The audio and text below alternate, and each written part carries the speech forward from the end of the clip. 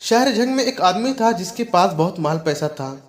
اس کی بڑی زمینیں تھی، حتیٰ کہ ایک سے زیادہ ریلوے اسٹیشن اس کے زمین میں لگتے رہے، اور وہ کروڑوں کا مالک تھا۔ وہ کہا کرتا تھا کہ میرے پاس اتنی دولت ہے کہ میرے ساتھ نصرت بھی ختم نہیں ہوگی۔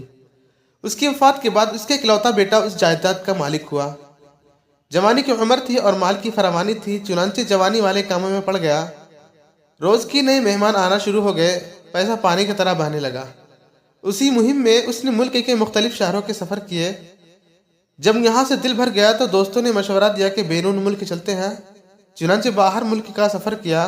عیش و آرام و لذات کے خاطر زمینیں بک گئی، سارے پیسے خرچ ہو گئے، حتیٰ کہ جس مکان میں رہتا تھا وہ مکان بھی بک گیا۔